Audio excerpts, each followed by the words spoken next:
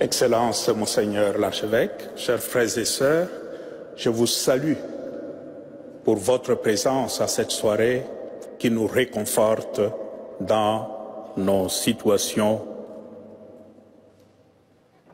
Je suis ici comme témoin, mais témoin des tribulations d'un peuple, mon peuple, qui réclame tout juste le droit de vivre et de vivre digne.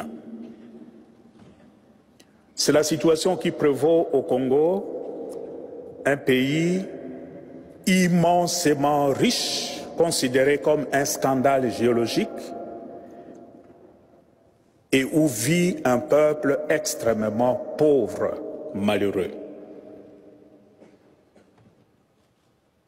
Le Congo est aujourd'hui considéré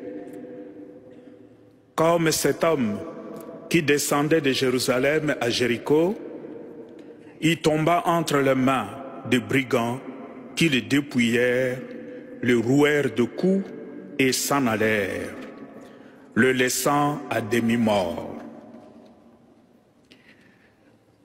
Face à cette situation, le peuple qui souffre ne sait plus vers quel saint se tourner.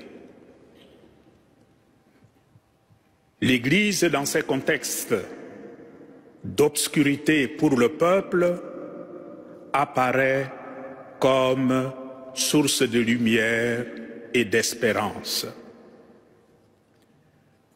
L'Église catholique a constaté au Congo que le malheur du peuple est dû tout simplement au mauvais cœur de l'homme. Ceux qui nous dirigent, qui sont au service des grandes puissances, des grandes compagnies minières de par le monde, se comportent vraiment comme des prédateurs. L'Église a choisi de se mettre du côté de son peuple pour panser ses plaies. C'est ainsi que l'Église catholique au Congo gère plus ou moins 50% des infrastructures éducationnelles et sanitaires. Sur le plan sociopolitique, c'est encore l'Église catholique qui a aidé, qui a accompagné la classe politique à trouver un accord, dit l'accord de la Saint-Sylvestre, et qui a rendu possible les élections qui viennent de se passer.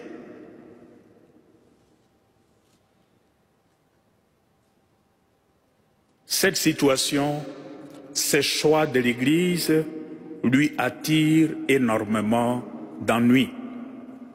Parce que ceux qui font souffrir le peuple n'acceptent pas le rôle de l'Église. Nous avons enregistré l'année passée plusieurs morts lors des manifestations pour la démocratie des hommes, des femmes et des enfants qui réclamaient juste le droit d'aller voter.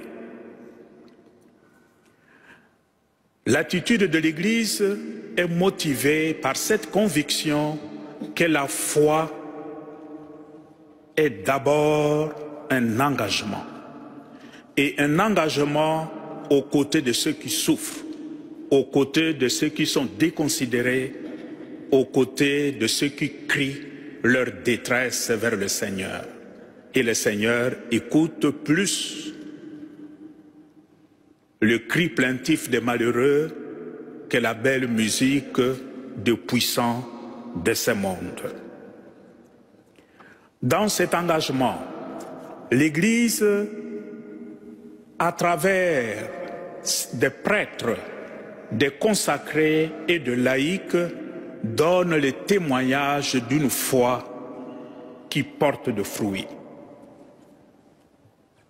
Beaucoup de sang ont coulé au Congo et vous avez entendu dans la présentation des jeunes filles qui sont tuées devant nos églises, des enfants qui sont tués tout simplement parce qu'au nom de leur foi, ils réclament le droit de vivre en tant qu'un être humain de vivre comme Dieu le veut. Je suis ici au milieu de vous pour demander de continuer à nous soutenir dans notre combat pour plus de dignité, pour plus de considération pour l'homme congolais. J'implore votre prière sur l'ensemble du peuple, en sachant que ce qui se passe au Congo, c'est aussi presque la même situation qui se vérifie dans certains d'autres pays de par le monde, particulièrement en Afrique. Priez surtout pour les pasteurs. Notre prise de position nous met directement en confrontation avec le puissant de ce monde, surtout dans notre pays. Parce que notre foi nous dit, quelle que soit la longueur de la nuit, le jour finira par se lever. Et fort de cette conviction, nous prions, nous implorons le Seigneur qu'il nous aide pour que ce soleil s'élève le plus tôt pour notre peuple.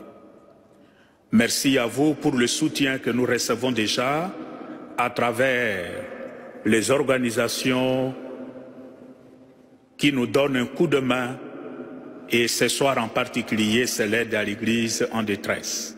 C'est une façon d'aider vos frères et sœurs qui vivent ces tribulations à cause du mauvais cœur de l'être humain. Merci.